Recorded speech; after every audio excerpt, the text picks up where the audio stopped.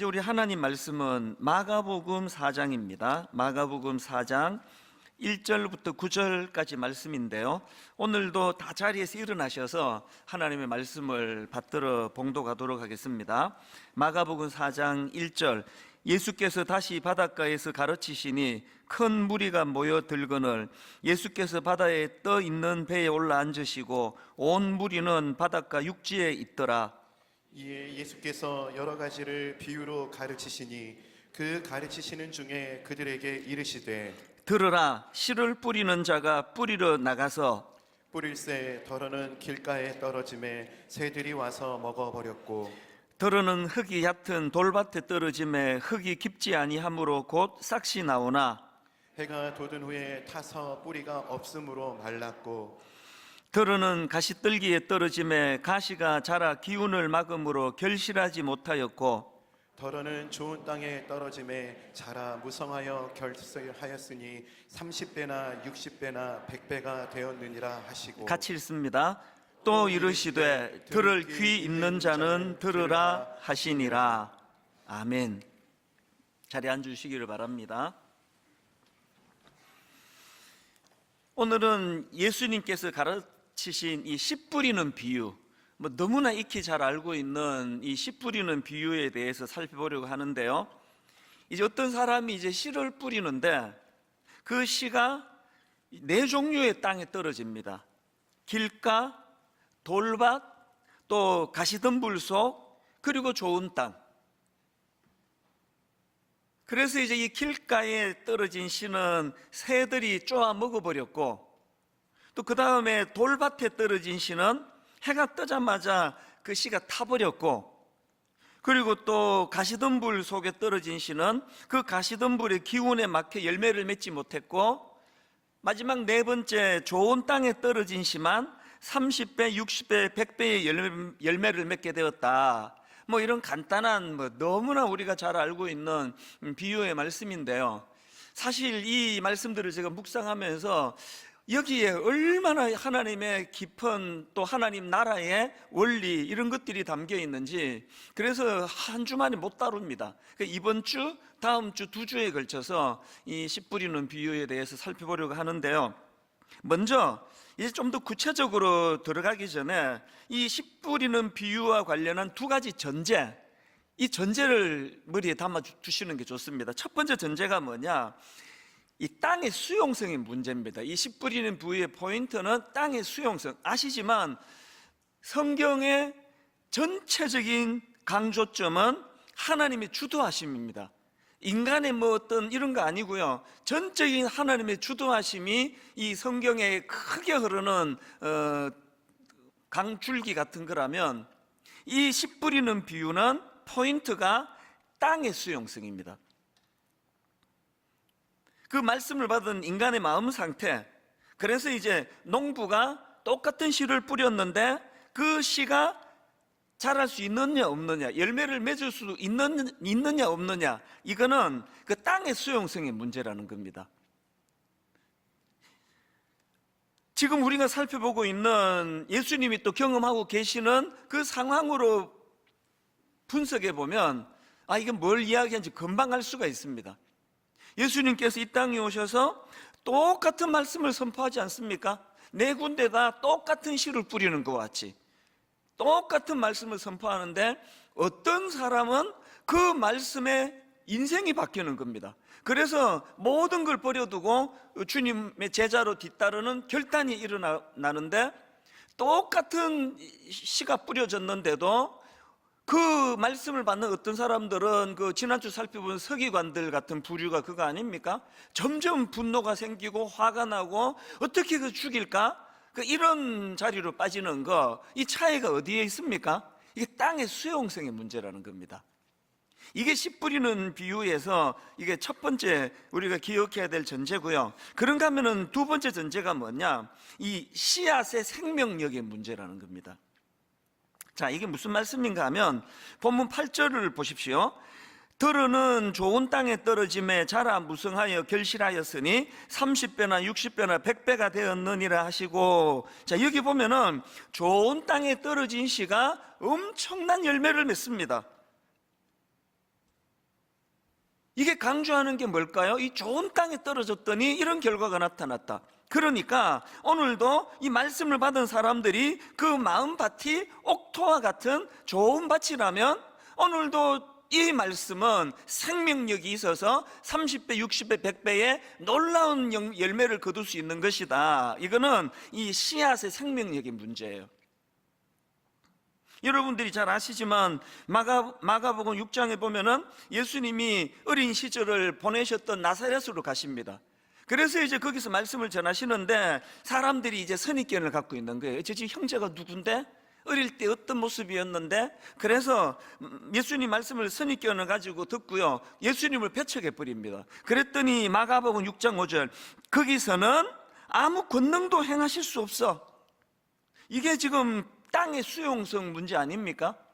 아무리 좋은 말씀이 선포가 돼도 땅에서 수용이 안 되면, 최근에 제가 우리 딸하고 같이 영화를 보러 갔는데요, 사람들이 되게 그 점수가 높은 좋은 영화였는데 정말 딱 들어가가지고 영화 시작하고 한 10분쯤부터 깊이 잠이 들기 시작해가지고 거의 끝날 무렵에 눈이 떠졌습니다. 정말 푹 잤거든요. 그리고 너무 허탈해가지고 이 영화를 이걸 내가 본 거야 안 본 거야, 그때 내가 철저히 깨달았습니다. 영화를 아무리 잘 만들어도 컨디션이 안 좋고, 영화 볼, 예를 들어 그날 내가 좀 우울했다든지 이 영화 볼 기분이 안 난다든지 그럴 때는 안 가는 게 좋은 거예요. 이게 바로 땅의 수용성입니다. 그래서 제가 아주 좋은 주옥 같은 영화는 컨디션 좋을 때 가야 되는 거구나. 이게 오늘 비유에 나오는 그 원리와 좀 비슷한 게 아닐까. 그래서 여러분이 땅의 수용성을 생각한다면 우리 모두가 기억해야 될 하나님 말씀이 호세아 10장 12절입니다. 너희가 자기를 위하여 공의를 심고 인애를 거두라. 그 다음 보세요. 너희 묵은 땅을 기경하라. 이 마음밭을 이야기하는 거거든요.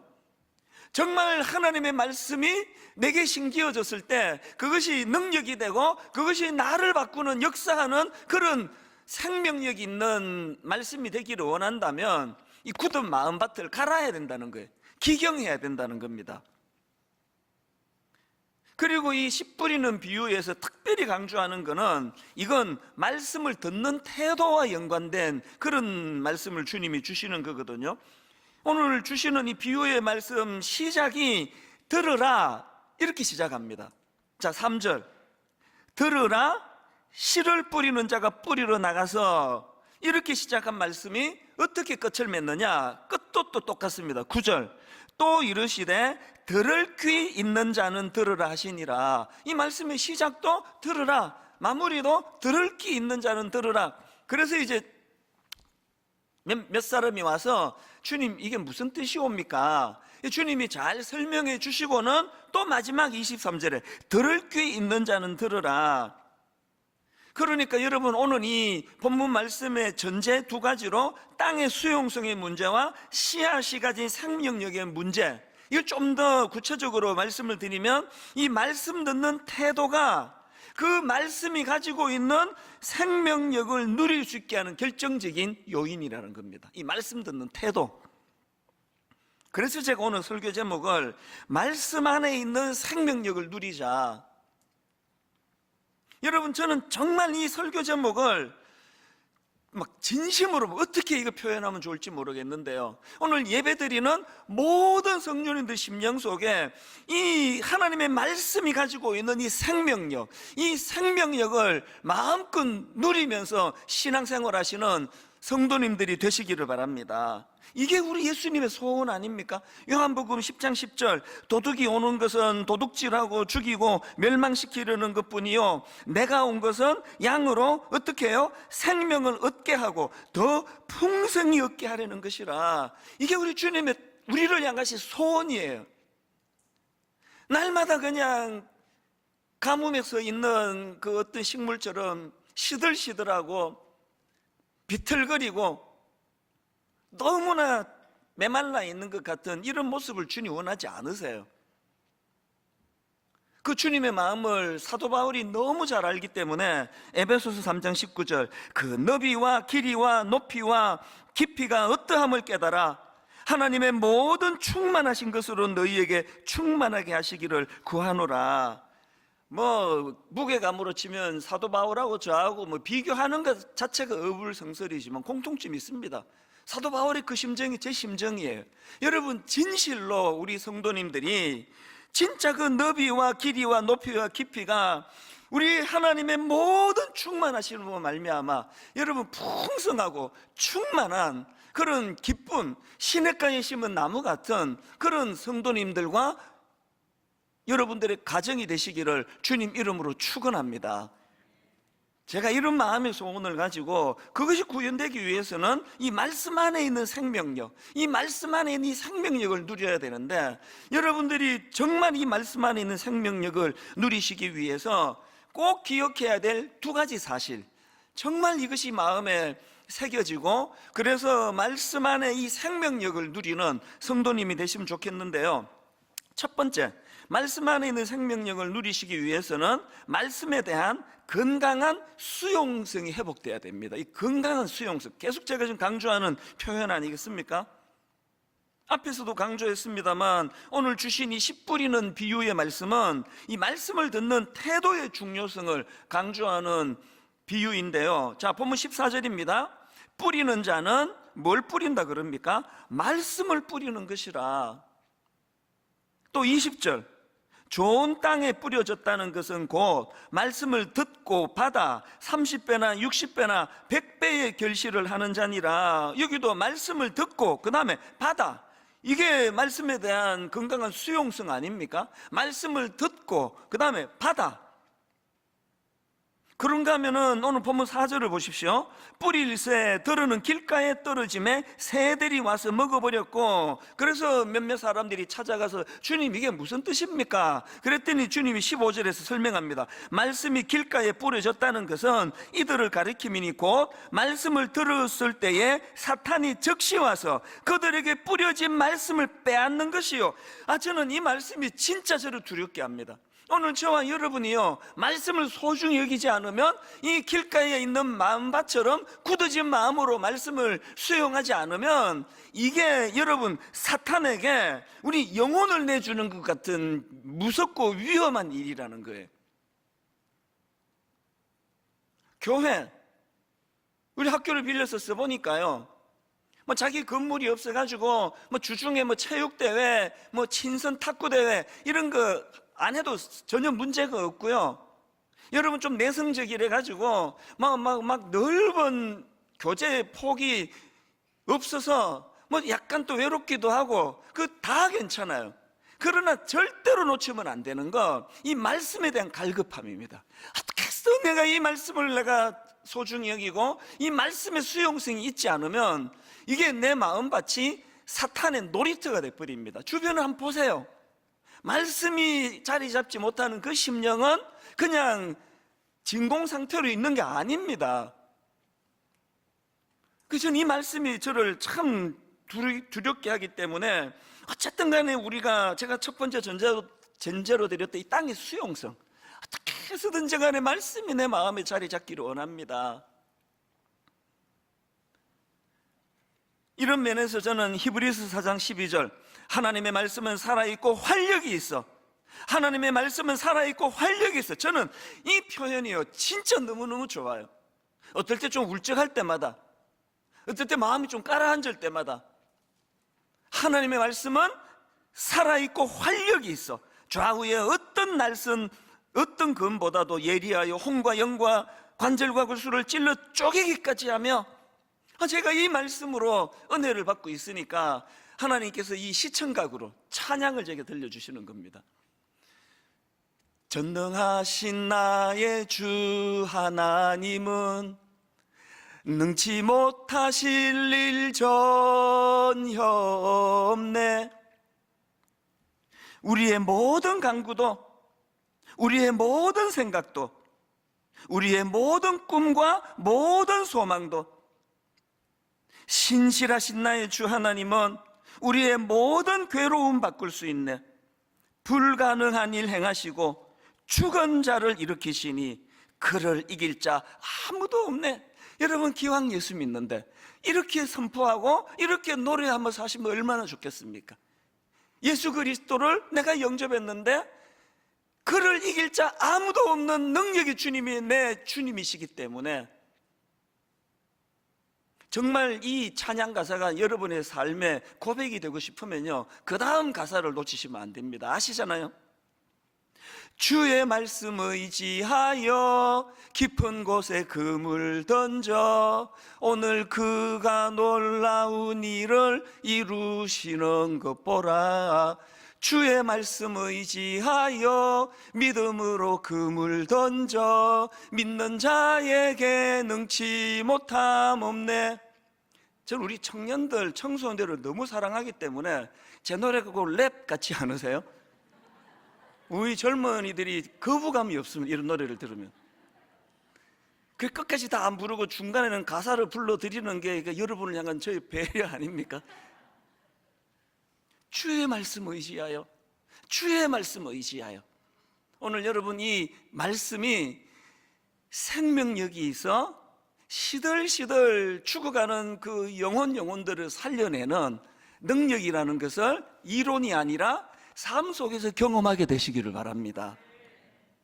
그래서 사도 베드로는요, 베드로전서 1장 23절, 너희가 거듭난 것은 썩어질 씨로 된 것이 아니요 썩지 아니할 씨로 된 것이니 살아있고 항상 있는 하나님의 말씀으로 되었느니라. 여러분, 우리를 거듭나게 하는 도구도 말씀이고요, 여러분, 우리 안에 새 생명을 창조하는 능력도 이 하나님의 생명력이 있는 말씀을 통해서 이루어지는 겁니다. 이 말씀이 내 안에서 좋은 밭에 뿌려진 이 땅의 수용성, 이것이 저의 심령이 되기를 원합니다. 그래서 저는 저와 여러분들 안에서 늘 하나님이 이 생명력을 누릴 수 있는 그 말씀이 공급이 되는 인생, 그것을 공급해 주는 교회.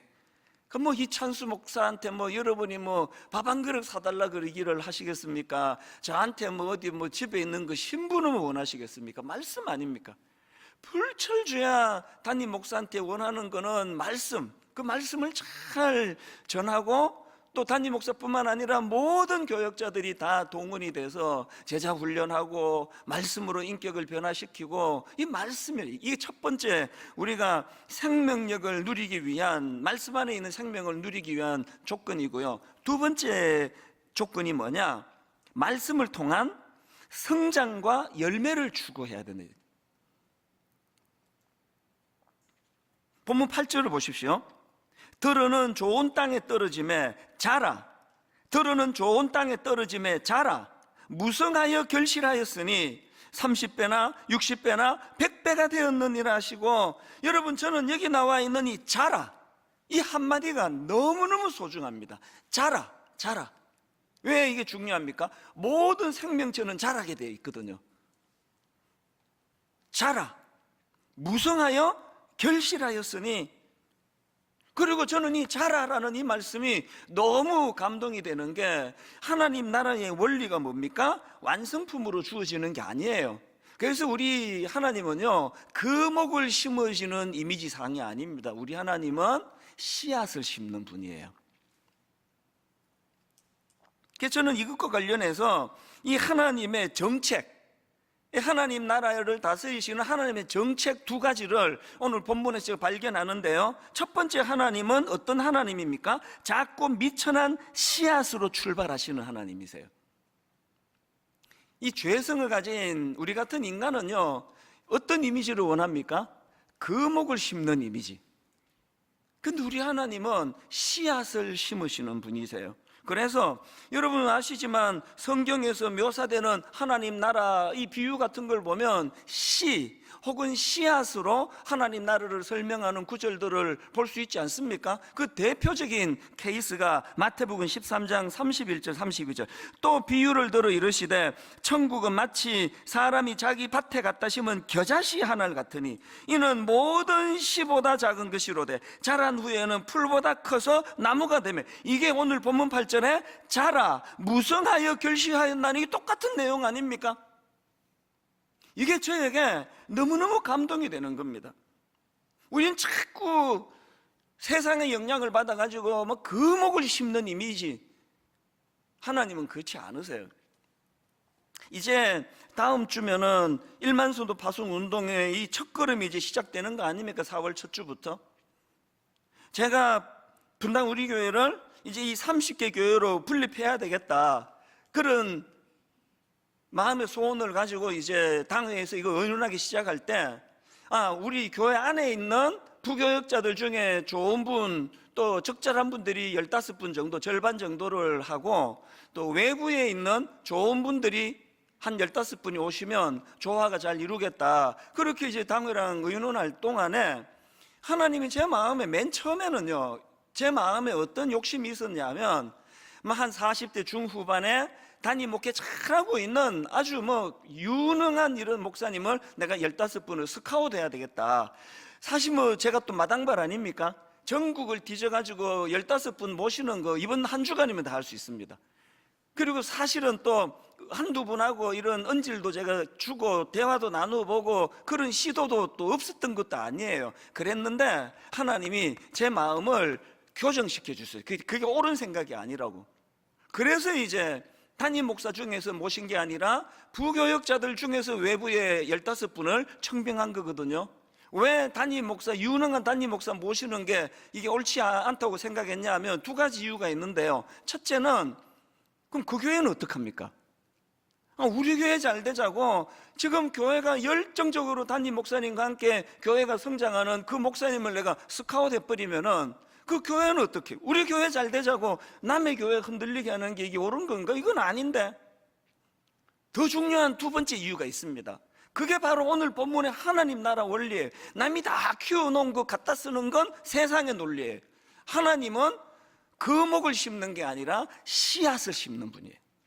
그래서 비록 아직은 나이도 더 젊고 비록 아직은 막 그런 큰 목회 경험은 안 해봤다 할지라도 이제 저와 우리 모든 성도님들이 힘을 합해서 그분들을 잘 섬겨드리고 그분이 더 잘 영적으로 자라고 성숙해 질 수 있도록, 이거 신나는 거 아닙니까?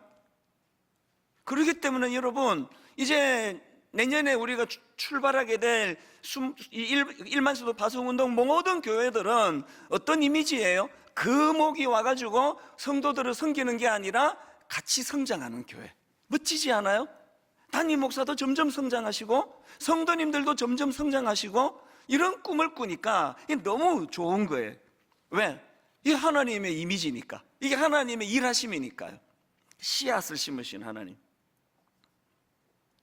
근데 사실 이게 발에 땅을 딛고 살다 보니까요, 이 틈틈이 이제 자꾸 퀘션 마크가 생기는 거예요. 그래도 좀 알려지고 목회 잘하는 분들을 모시는 게 좋았을까? 이런 질문이 제게 자꾸 들고요. 그리고 또 이제 막 물밑에서 뭐 이런저런 또 뭐 좀 일들이 자꾸 일어납니다. 뭐 당연히 그렇죠. 30명이나 모였으니까. 바로 이틀 전입니다. 이게 참 하나님 일하심이 저는 너무 신비롭다 생각하는데요.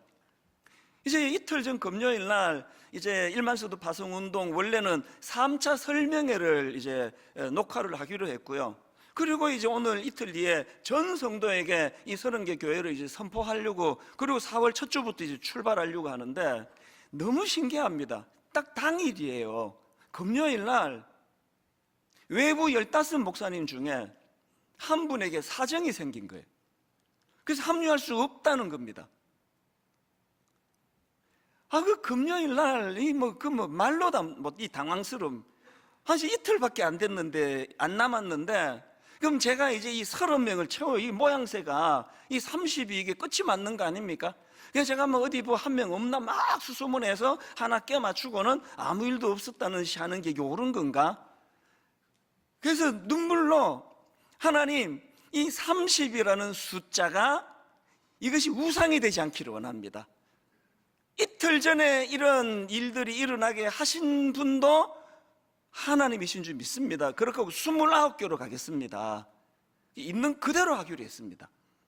이게 이틀 전 일이에요. 그러면서 또 마음에 이제 퀘션 마크가 자꾸 생기는 겁니다.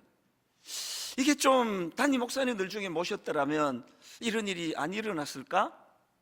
그러나 여러분 10번 물어도요 제가 내린 결론은 하나예요. 저는 이렇게 우리 젊은 부목사님들 중에서 청빙을 하기로 한 거 단 한 번도 후회해 본 적이 없습니다. 왜 그렇습니까? 그게 하나님이 일하는 방식이니까. 남이 다 키워놓은 것 갖다 쓰는 것보다 우리가 정말 정성을 다해 함께 기도하면서 그 목사님들이 세워져 가도록, 이 30 목사님들 29 목사님 하나같이 다 너무 순수하세요. 그리고 잠재력이 제 눈에는 보이거든요. 4월 첫 주서부터 여러분 이제 경험하게 될 이 교구 목사님들 주님 이름으로 같이 기도하면서 같이 성장해야 되겠다, 이런 꿈을 꾸시는 성도님들이 되시기를 바랍니다. 그런가 하면은 두 번째로요, 하나님의 일하심을 보니까 하나님은 비효율적으로 일하시는 분입니다. 제가 이 비효율적이라는 표현을 쓰고는 궁금해가지고 국어 사전을 찾아봤습니다. 이렇게 설명하더라고요. 비효율적, 들인 노력에 비하여 얻은 결과가 만족스럽지 못한 것, 이게 비효율이래요. 이게 물론 이게 상징적으로 산술적으로 드리는 말씀이지만, 지금 여러분 그 농부 되시는 주님께서 길가에와 돌밭과 가시덤불과 좋은 땅, 그래가지고 결실 맺은 건, 이건 그냥 단순한 기계적으로 제가 하는 이야기지만 25%밖에 안 돼요. 이게 아까 말씀드린 들인 노력에 비하여 얻은 결과가 만족스럽지 않은 거 아닙니까? 하나님은요 비효율적으로 일하시는 분이세요. 영혼에게 무게가 있기 때문에. 지난 주 사실은 제가 이걸 깨닫고 길 가다가 막 울었어요. 길 가다가. 지난 한 주는요, 이제 일만서도 파수 운동을 이제 코앞에 두고 있으니까 이제 막 자꾸 걱정이 자꾸 찾아오고, 이제 부정적으로는 또 그런가 하면은 또 하나님 일하심에 대한 막 기대감이 또 막 저를 막 마음을 또 동요를 시키고 그래가지고요, 이게 없던 불면증이 왔어요. 내 평생에 불면증이라는 건 없다고 자랑했더니 요 입이 문제예요. 이게 진짜 괴롭더라고요. 제 아내도 되게 힘들었습니다. 잠이 안 오니까, 이게 이제 모든 필름이 끄고 불 꺼지고 이래야 이 잠이 오는데 계속 가슴이 뛰고 이러니까 잠이 안 오는데, 내일 또 막 스케줄을 보면은 이게 막 엄청 쉬지도 못하고 강행군인데, 그래서 이제 서재에 있다가 이래 갖고는 안 되겠다, 강제로도 자야 되겠다, 그래서 이미 잠들어 계시는 그 귀하신 분을 깨우게 될까봐 조심조심 그 불 꺼진 데 더덩거리면서 들어가서 겨우 누웠는데, 정신이 말똥말똥해지니까 답답해 죽겠더라고요. 한 15분 있다가 막 도저히 못 참겠다 그래 또 조심조심 또 나와가지고 또 서재에 앉아 있다가 1시간 지나가지고 이게 내일 이래갖고는 안 되는데, 그래가지고 또 들어갔다가 나왔다가 아침에 보니까 다 알고 있더라고요. 막 이런 괴로운 밤을 보내고 있던 지난주 어느 아침인데요, 몸은 좀 피곤하고,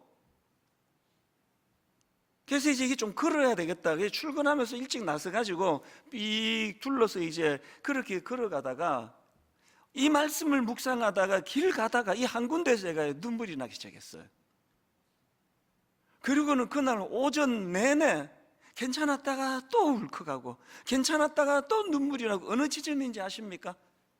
하나님의 이 비효율 때문에 돌짝밭에도 던져지고, 하나님의 비효율 때문에 가시밭에도 던져지는 이런 일들을 하셨기 때문에 20대 초반 나 같은 돌짝밭 같은 이 강팍한 내 심령에도 하나님의 말씀이 떨어진 거 아닙니까? 그래서 제가 이걸 깨달으니까 저를 구원해 주시기 위한 하나님의 비효율, 하나님의 효율이 떨어지는 그 일이 이게 은혜였구나. 그러면서 이 길은 계속 가고 있는데 머리에 막 돌아가는 생각이 뭐냐 하니까, 제가 왜 눈물을 흘렸느냐, 오늘 본문에서 우리 주님이 가지신 이미지는 씨 뿌리는 분의 이미지예요. 농부의 이미지예요. 그런가 하면 또 한 가지 제가 깨달았는데요, 오늘 본문에서 우리 주님의 이미지는 그 돌밭을 옥토로 바꾸어 주시는, 돌밭을 좋은 밭으로 바꾸어 주시는 역할을 하는 이미지가 떠올려지니까 십자가가 딱 나오는 거예요. 주님의 십자가는요, 그 비효율적인 돌밭에 떨어진 그 씨를 건져내기 위하여 사용하신 도구가 십자가더라고요. 이 은혜를 받았던 내가 더 효율적인 부목사를 모집해야 되겠다, 더 효율적인 장로를 만나야 되겠다. 효율, 그게 제자의 모습이 아닙니다. 여러분, 다시 말씀드립니다. 하나님의 나라는요, 효율적으로 잘나고 똑똑하고 마음밭이 부드러워 말씀만 던지면 수용하는 이런 사람들만을 모아놓은 것이 아니에요. 너무 고집덩어리고 도대체 하나님 말씀을 알아들어 먹지를 못하는 젊은 시절에 저 같은 사람에게도 하나님의 비효율이, 1만 성도 파송운동이 선포가 되고 이제 오늘 오후 예배가 끝나면은 29개 교구 지역과 담당 목사님들의 명단이 이제 다 오픈이 될 것입니다. 이분들이 제비뽑기로 그렇게 지역을 결정했는데 그 당시 30명의 목사님들이 정말 지역 하나하나를 놓고 얼마나 노심초사하며 마음 졸이며 기도하며 정했는지 모릅니다. 몇 가지 원칙을 갖고 하자 우리가. 그래서 우리 이게 첫 번째 원칙 중에 제일 강한 원칙이 큰 교회가 갈라먹기 하듯이 500, 500, 500, 500 그렇게 나눠먹기 하듯이 이거 절대 안 된다. 비슷한 원리가 두 번째 원리인데요, 성도님들이 계시는 그 자리로 찾아가자. 이거는 효율로는 어렵습니다. 예를 들면은 제가 몇 년 전에 그 김포 지역을 제가 신방을 갔는데 이게 뭐 아시잖아요. 막히면 뭐 2시간, 3시간 걸리는 거리에 거기에 놀랍게도 다락방 몇 개가 있더라고요. 그래서 제가 가서 잠깐 예배를 인도하고 교제를 하는데 어떤 한 분의 말씀이 내 귀에 쟁쟁쟁쟁쟁쟁 거리는 겁니다. 목사님, 교회가 너무 멀어요. 이쪽 지역에도 분리 개척 좀 하나 세워주세요. 몇 년 전에 하신 그 말씀이 떠오르는 겁니다. 이번에 29개 교구로 조정이 되면서 1교구가 김포 지역입니다.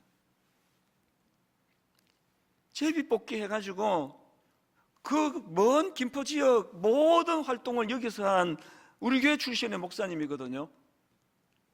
너무 제가 은혜를 받습니다. 그 먼 김포 지역, 요 뭐 가까운 지역에 배정을 받으면 성도 숫자가 당연히 많죠. 근데 이게 뭐 말도 안 되는, 비교가 되는 적은 숫자로 김포 지역을 배정받은 그 목사님이 참 지난 금요일날 저한테 그런 고백을 하더라고요. 이런저런 생각이 겹치지 않은 건 아니지만 근데 그 지역에 하나님 주시는 소망이 생긴다고. 이게 비효율이에요. 하나님 나라의 비효율. 그런가 하면은 마지막 세 번째로 이거 가장 중요하다 생각합니다. 이제 지역으로는 우리가 범위를 정했지만 이제 2학기 들어가면은 이제 장소 정해야 될 거 아닙니까? 어느 지역에 주소 나와야 될 거 아닙니까? 우리가 같이 기도하면서 결의하고 싶은 게 그거고 결의하고 있습니다.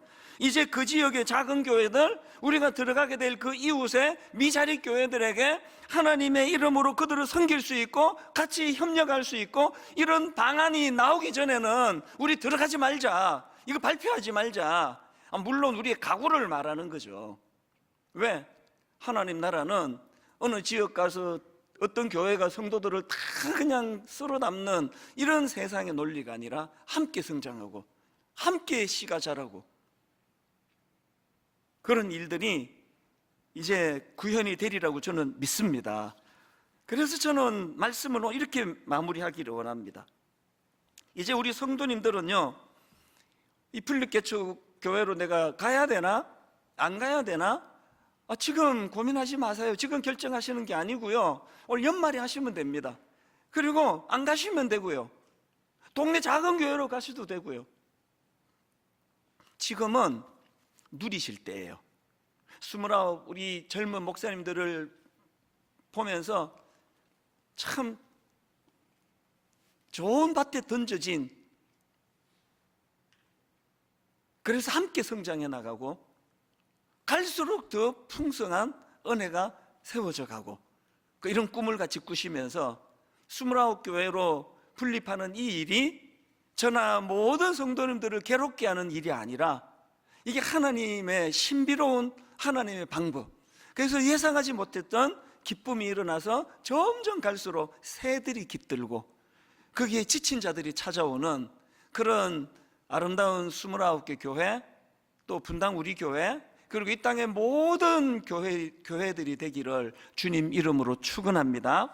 오늘 이 말씀을 기억하시면서 우리 471번입니다. 전능하신 나의 주 하나님은 능치 못하실 일 전혀 없네. 우리 가사를 생각하시면서 주의 말씀 의지하여, 주의 말씀 의지하여 믿는 자에게 능치 못함 없네. 우리 가사를 생각하시면서 함께 찬양하기 원합니다.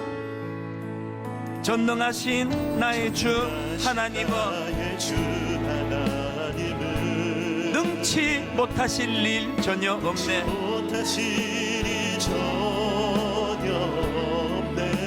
우리의 모든 간구도, 우리의 모든 생각도, 우리의 모든 꿈과 모든 소망도 신실하신 나의 주 하나님은 우리의 모든 괴로움 바꿀 수 있네. 여러분 힘있게 선포하십시오. 불가능한 일 행하시고 죽은 자를 일으키시니 선포합니다. 그를 이길 자 아무도 없네. 아멘. 주의 말씀 의지하여 깊은 곳에 그물 던져 오늘 그가 놀라운 일을 이루시는 것 보라. 주의 말씀 의지하여 믿음으로 그물 던져 믿는 자에게 정치 못함 없네. 생명력 있는 말씀 우리 다시 한번 노래합니다. 전능하신 나의 주 하나님은 능치 못하실 일 전혀 없네. 우리의 모든 간구도, 우리의 모든 생각도, 우리의 모든 꿈과 모든 소망도 우리가 가진 놀라운 고백, 신실하신 나의 주 하나님은 우리의 모든 괴로움 바꿀 수 있네. 선포합니다.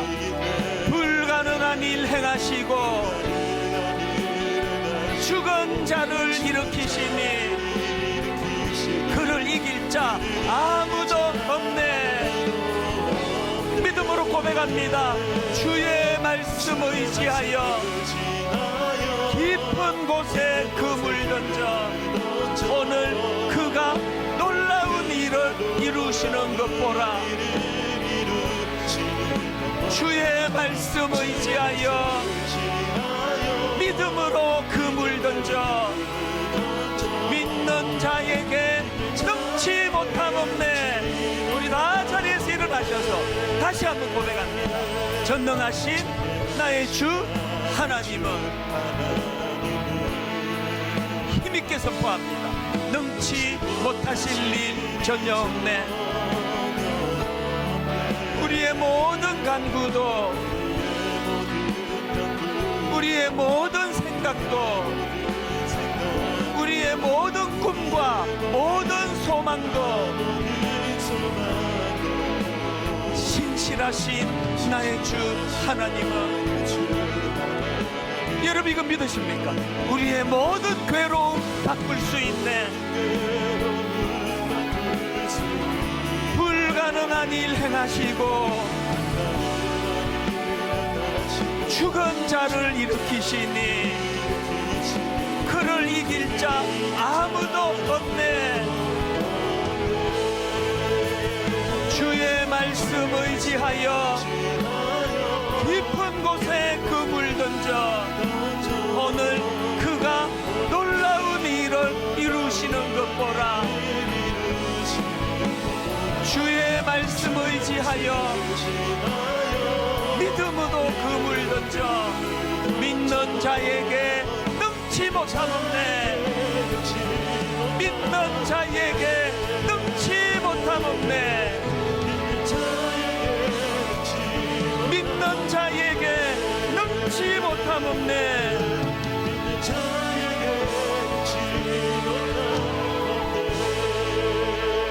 여러분, 이 말씀의 씨앗, 이 말씀의 능력을 믿는다면 무엇보다도 하나님께 회개의 기도 드려야 돼요.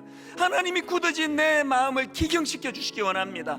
하나님이 돌짝밭 같은 내 마음이 너무 많은 사람이 들락거리며 밟아서 굳어질 대로 굳어진 그 땅, 씨앗이 들어가지 않는 이 굳은 내 마음을, 하나님 내 묵은 마음의 땅을 기경하여 주시기를 원합니다. 갈아엎어 주시기를 원합니다. 말씀의 능력이 나타나게 하여 주시기 원합니다. 29개 교구를 놓고 기도합니다. 하나님, 우리 부임하는 목사님이나 우리 성도님이나 함께 성장하고 함께 자라. 아버지, 겨자씨로 시작했지만 너무나 아름다운 숲을 이루는 나무가 되는 교회 되게 하여 주시옵소서. 주신 말씀을 가지고 우리 통성으로 같이 기도하시겠습니다. 살아계신 하나님 아버지, 하나님 오늘 이 시간 아버지 감사함으로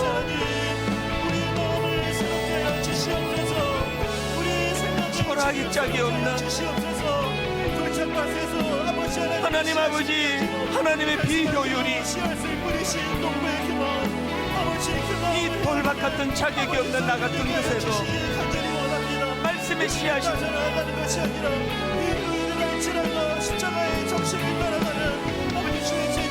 하나님 아버지,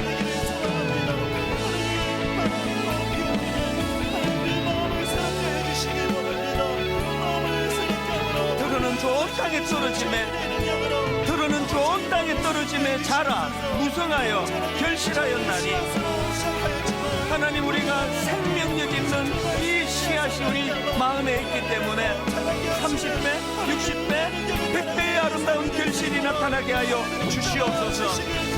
하나님, 하나님의 신실한 말씀 선포가 우리 심령 속에 아버지 살아들이게 하여 주시옵소서. 옥토되게 하여 주시옵소서. 좋은 땅 되게 하여 주시옵소서. 하나님, 4월부터 시작되는 29개 교구 안에 온전한 씨앗이 심어지는 능력이 나타나게 하여 주시옵소서.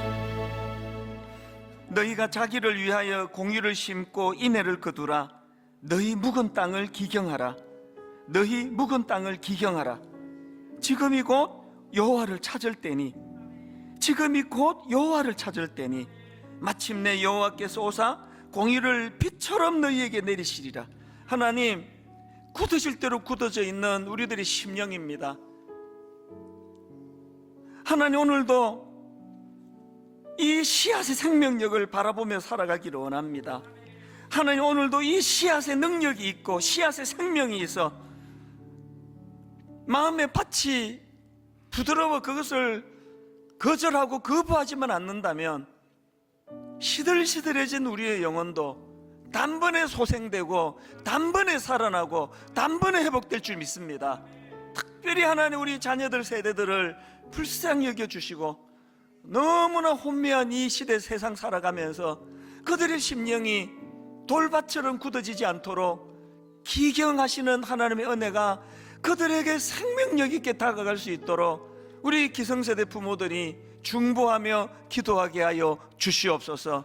무엇보다도 하나님, 29개 교구로 4월 첫 주부터 시작이 될 때 그 목을 기대하는 마음을 내려놓고 참 하나님 앞에 순수한, 아직은 활짝 꽃이 피지는 아니었다 할지라도 그 목사님들 안에 아버지 생명의 씨앗이 자라고 있음을 보는 눈을 허락해 주시고 우리 목회자와 우리 성도님들이 함께 성장해 가는 하나님 나라를 이루는 그런 교구, 올 연말부터 그런 교회로 독립이 되어 가질 수 있도록 간섭하시고, 여기에 우리의 소망이, 여기에 우리 마음속에 꿈이 아버지 자라날 수 있도록 그것을 기도로 하나님 앞에 나아가는 그런 믿음의 성도님들 되도록 인도하여 주시옵소서.